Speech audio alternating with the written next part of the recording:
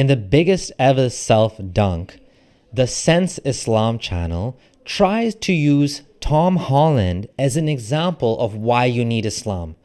But in fact, they failed so badly that they ended up disproving their own point by using him as an example. In this video, we're going to go through what Tom Holland did to improve his life and why you actually don't need Islam in order to make this change, as he himself shows. Take a look.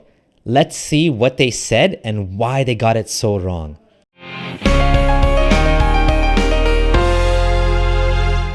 So Tom Holland, the actor known for his recent roles in the Spider-Man movies, has made a big change in his life.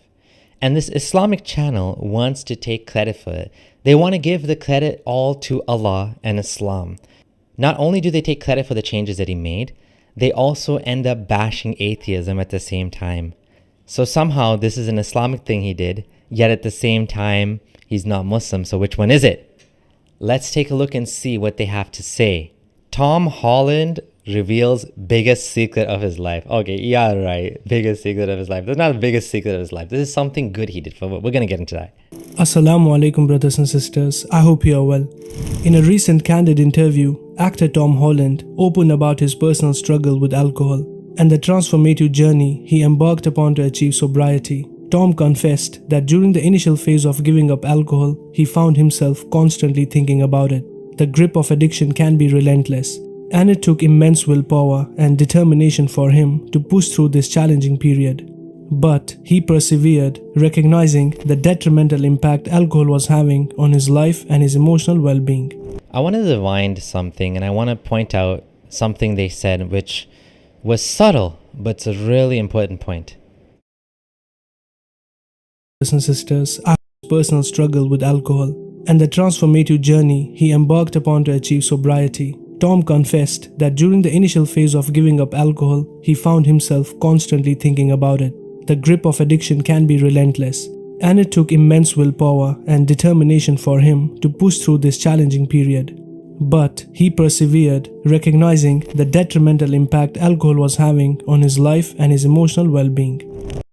There we have it. He persevered. Now, the interesting thing is, this is an Islamic channel, and they're actually taking credit for this, saying this is an Islamic injunction to not drink alcohol. But what does it have to do with Tom Holland and his sacrifice? Well, of course, they want to say, well, look, Tom Holland, he suffered so much, right, under alcohol. And look, Islam says don't drink alcohol, so Islam must be right. Of course, right? That's what they're saying. So as someone that's a former religious Muslim, I never drank alcohol until my 30s. I'm going to tell you what I think about alcohol after we hear what they have to say. And struggled against his desires and battled against them so that he could get rid of his alcohol addiction.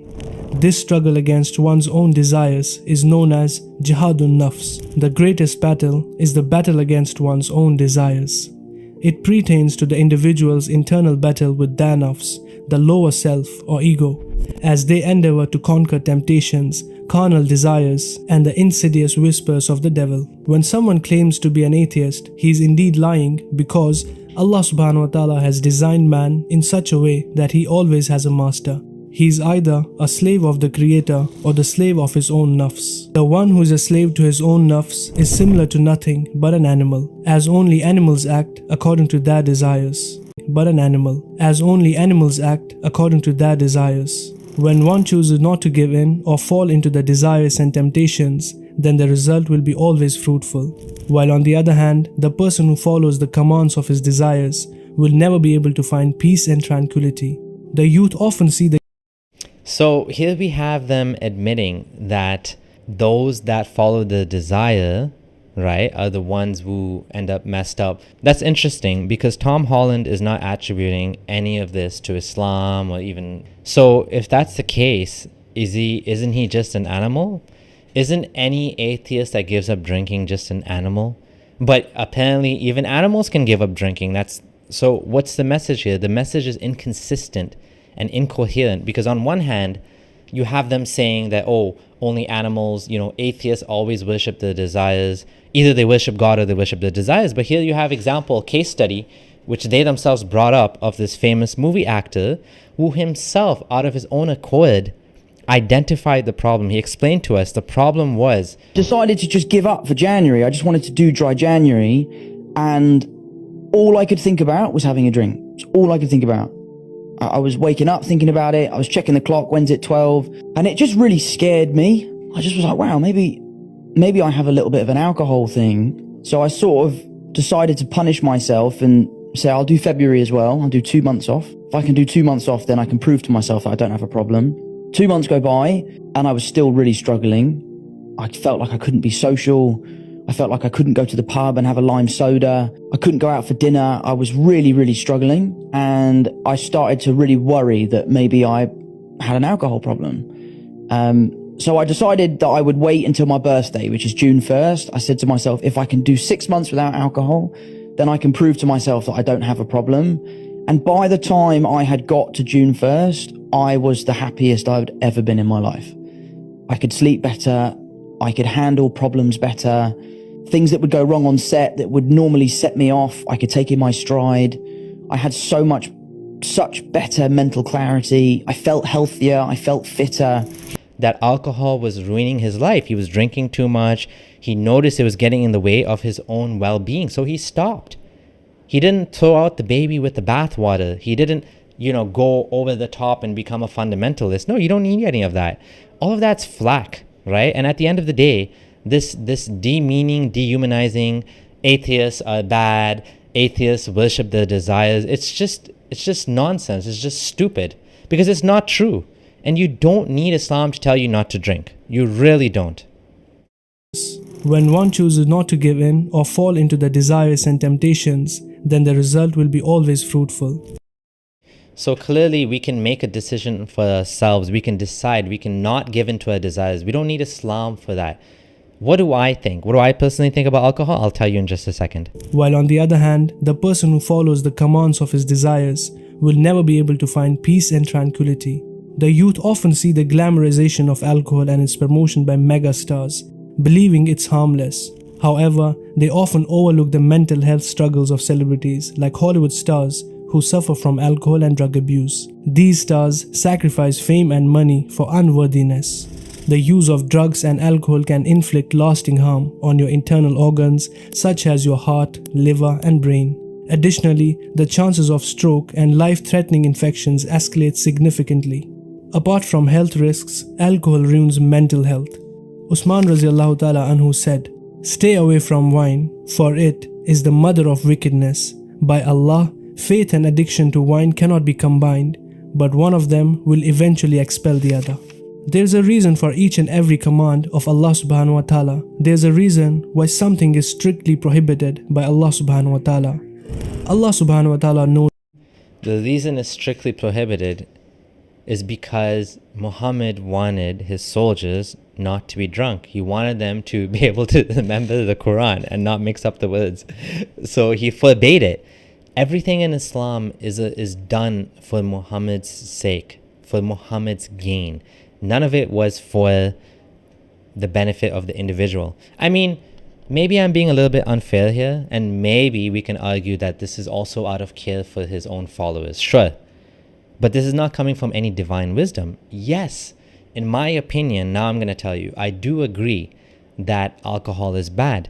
But I totally disagree in what they're saying, and that alcohol has actually become far less popular nowadays. In fact, many beer companies in America, Canada are struggling now because the new generation is not having as much alcohol. They're having weed instead, or they're just not having anything. So actually, alcohol sales are down, right? Without Islam. Personally, I'm convinced that alcohol is a net negative overall, even though I personally drink. And the reason for that is because I think that with anything else in life, there's harms and benefits, right? Like eating meat, right? For example, smoking. And you have to decide for yourself whether on the balance for you, if it's actually beneficial or not. Once in a while, once a week, twice a week, when I go out, I like to have a drink. I feel like it reduces social anxiety. It makes it easier to, laugh and do these things that, to chill. So it's a social lubricant. From that perspective, I do enjoy it. I do enjoy having a beer once in a while watching a movie, but I'm a very light drinker. I never got into it. I never got drunk. None of this stuff. And I do agree that on the whole, it's bad for you. It's cancer causing. It's bad for your heart. It's overall a negative. That being said, I don't believe it's something that we should ban, but this is something as a society we have to decide. It's always going to be a challenge to balance out individual benefit versus collective benefit, the benefits to the whole society versus individual choices. Individual freedom versus individual harm is another axis that we'd have to look at. Should we let people do things that are harmful to themselves? To some extent, yes. Sometimes no. It depends again on the societal values. But there's no divine wisdom here. It's literally one thing Islam got right. And in fact, Islam goes too far in many other things. And whenever you have a system like Islam, it's going to get some things right and some things wrong. It's going to have some things which will benefit certain individuals more than others. For example, banning interest helps people that are bad with money and tend to borrow too much money on interest. Yeah, those people will be benefiting. But for example, business people that do well with leverage, people that can use interest to grow, to take loans and grow their businesses and make multiple amounts of money, those people will be actually worse off with Islamic rules on financing. So it all depends, right? There's a cost and benefit to each one. In this case, in this video, they are taking the prize unfairly, unjustly. Tom Holland, he did this all on his own. This has nothing to do with Islam. I mean, this guy, he figured out this was bad for him. He cut it out of his life, and good for him. This is what we need. We need people to see that when something is not going well for you, without any religious dogma, you give it up and you better yourself. And sure, Islam does help people like this. Thankfully, this guy didn't fall into Islam. But like some people it feels like they need religion to tell them. But in my opinion, you don't need religion to tell you to be a better person. You can do it on your own. We all have it inside of us. People are not living up to the true potential when they're giving into religion, because then along with that benefit, there's a lot of other things that come along for the ride, right? Which you are losing out on. Personal freedom and, personal choice and all of the collective things you have to do now to behave as a Muslim in order to, comply and to fit in. If you're a woman wearing hijab, if you're a man, all these other things.